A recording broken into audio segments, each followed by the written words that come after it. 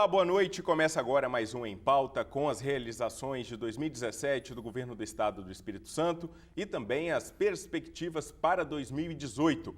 Hoje o nosso assunto, Segurança Pública e Defesa Social. O meu entrevistado é o secretário da pasta, André Garcia. Secretário, boa noite, bem-vindo. Boa noite, Bruno. Boa noite a todos. Secretário, 2017 foi um ano de transformações na segurança pública do Espírito Santo, né? Começou com um incidente criado por familiares de policiais militares e, a partir daí, a segurança pública se transformou no Estado.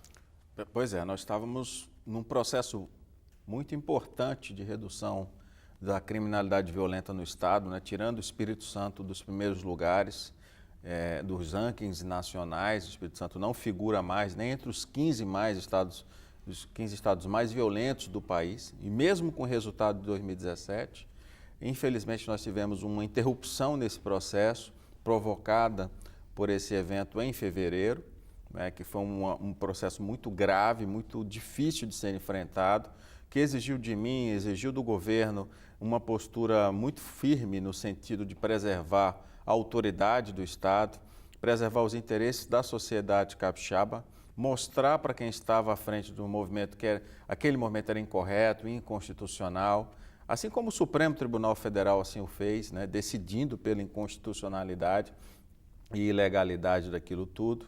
E mais a intenção, depois dessa interrupção, desse momento grave, o nosso propósito sempre foi de reestruturar, reconstruir, aproveitar a crise que sempre passa para reestruturar, formar novas bases para que a Polícia Militar, que é um patrimônio da população capixaba, né, que ela possui quase 200 anos de história, continue a ser um patrimônio da sociedade capixaba e sirva à sociedade capixaba. A TV Educativa acompanhou todo esse movimento e nós vamos rever agora uma das reportagens produzidas pela nossa equipe.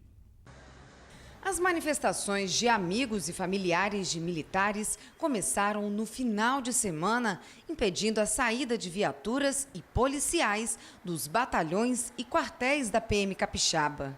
A Secretaria de Segurança Pública manteve as negociações para restabelecer a normalidade, mas as saídas das unidades da PM não foram liberadas. Nós não temos ainda fechado o levantamento, mas eu posso dizer para vocês que o número de ocorrências aumentou bastante, inclusive de homicídios e tentativas de homicídios, casos que não vinham acontecendo com regularidade, como nós tivemos coletivo incendiado, porque, de fato, muitos bandidos aproveitam a ausência da polícia para fazer esse tipo de ação. Por isso que o serviço é essencial, ininterrupto e não pode ser descontinuado, seja qual for o interesse que se tenha, mesmo por mais legítimo que ele seja, é um serviço que não pode ser descontinuado.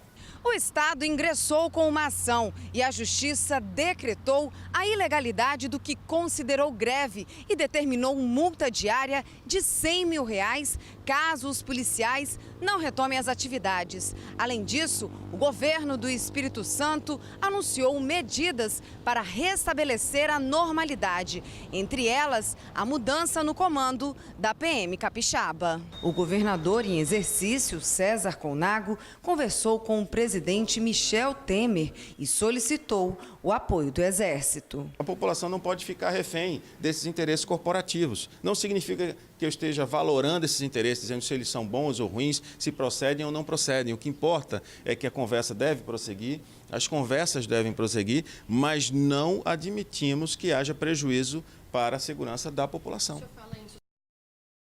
Secretário, foi um movimento longo e que exigiu uma parceria de várias secretarias para pôr fim a esse movimento, né? Sim, nós precisamos primeiro recorrer a forças federais para garantir um mínimo de segurança para a população, estabelecer um processo que, desde o primeiro dia do movimento de negociação, de conversas com os representantes, que no primeiro momento estavam, e até o final do processo, apresentavam pautas muito difusas, divergentes, que dificultaram muito o processo de negociação. E ao mesmo tempo que eu falei, né, o processo em si aponta para uma lição. Uma instituição militar, uma corporação militar, seja no Espírito Santo, seja em qualquer lugar do país, não pode exercer a greve. Existem outras formas de se negociar, de se fazer as reivindicações. E falo isso, Bruno, como ex-militar. Fui militar da Força Aérea por 10 anos, sei muito bem como funcionam essas instituições e o caminho mais adequado é a conversa, o diálogo através dos seus representantes e mantendo a prestação do serviço, né?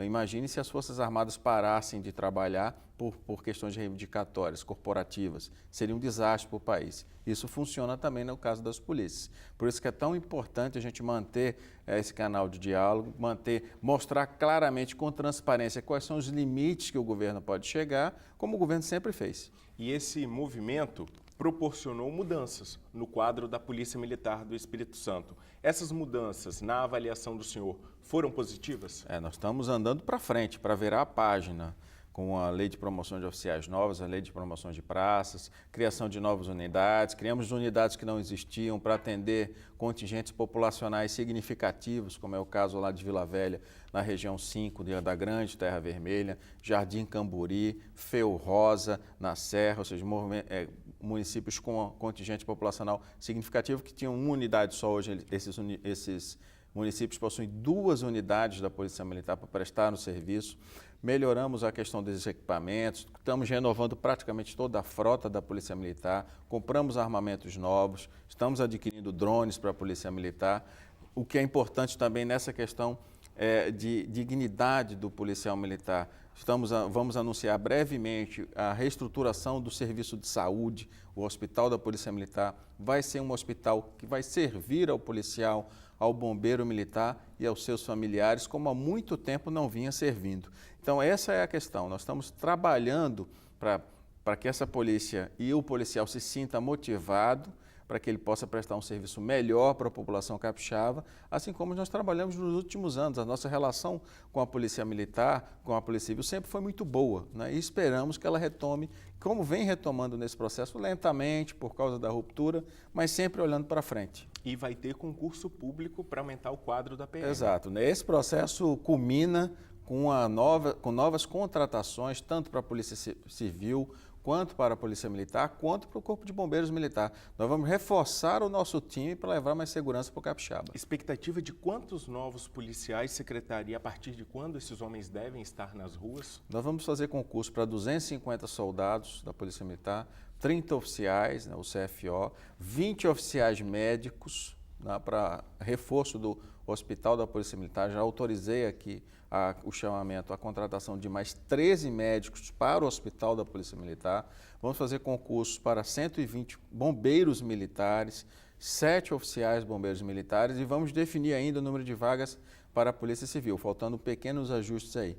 Muito provavelmente em janeiro esses editais vão estar na rua aí para a população, para quem quiser, né, os famosos concurseiros irem logo se preparando, né, muito bem, porque a concorrência vai ser grande, mas nós vamos ter concurso para PM, PC e bombeiro. Secretário, o Espírito Santo, como o senhor disse no início da entrevista, sempre figurou entre os primeiros lugares no número de homicídios do país. Como é que a gente fecha 2017? Já dá para ter uma previsão? Nós vamos ter um aumento do número de homicídios esse ano. Por conta do incidente do início do ano? Não tem como não ser diferente. Mesmo assim, por força dos últimos anos, o Brasil aumentou o número de homicídios e o Estado, nos últimos 7 anos, até o ano de 2016, num processo contínuo de redução, vai deixar o Espírito Santo ainda longe dos 10 mais. Quando esse processo começou, o Espírito Santo era o 2º estado mais violento do país. Depois de algum tempo, de 2 anos, saiu da lista dos 5 mais, depois saiu da lista dos 10 mais, estava caminhando para sair da lista dos 15 mais. Não devemos ficar ainda por aí, mantendo uma taxa muito parecida com a taxa nacional de homicídios, o que é muito bom, porque nós sempre mantivemos o dobro da taxa de homicídios. O objetivo é reduzir mais, é claro, nós levarmos essa taxa às taxas recomendadas por organismos internacionais, e esse é o nosso objetivo de longo prazo, que ainda está no nosso horizonte. Essa redução no número de homicídios deixou de ser uma meta para virar uma política de governo. E essa política de governo está relacionada basicamente com ações sociais. Essas ações sociais, o senhor acredita que elas foram responsáveis por essa diminuição, por essa queda? Eu acho que uma combinação, né? O trabalho policial, que a gente chama de repressão qualificada, que para o cidadão entender, você elege alvos homicidas, quanto mais que devem ser presos, traficantes que causam problemas para a população e monta operações para prendê-los, aumenta a concentração policial em áreas com maiores indicadores de criminalidade, trabalha com muita inteligência policial, com muita informação para poder retirar de circulação essas pessoas. Para se ter uma ideia, num espaço de 3 anos, nós prendemos todas as lideranças criminosas da Grande Terra Vermelha. Isso se renova, ou seja, surgem novas lideranças. Aí entra a questão da ocupação social, dos trabalhos de prevenção. Devemos oferecer oportunidade, especialmente para os jovens, para que eles possam fazer as suas escolhas e não ingressarem no mundo do crime. Esses programas de prevenção, eles dão sustentação no longo prazo às ações de polícia. É basicamente o que a gente sempre diz, tirar a garotada da rua e dar uma ocupação para ela, independente do que seja, no esporte, na cultura. É essa a essência da ocupação social também. E na qualificação profissional, né? E associada à escola viva, né? Porque a solução para o problema de segurança pública em qualquer país do mundo é educação. E educação em tempo integral. E o senhor acredita que essa união de várias secretarias essa união foi fundamental para que se conseguir esse resultado? É fundamental uma instância de coordenação determinada pelo governador Paulo Artung. Nós temos lá o secretário Júlio Pompeu cuidando dessa parte de prevenção, eu cuidando da parte de repressão, mas sempre muito próximos, trabalhando juntos, fazendo as ações juntas para que as intervenções nossas tenham uma lógica que a gente chama de lógica sistêmica, funcionem como sistema. Reprimir é importante, mas o mais importante é oferecer oportunidade para que a gente não precise reprimir. É um jogo que o balanço, o equilíbrio, tem que estar sempre favorável às ações de capacitação, de prevenção e diminuindo a força, a carga nas ações policiais. A sociedade ideal é aquela que não precisa de polícia.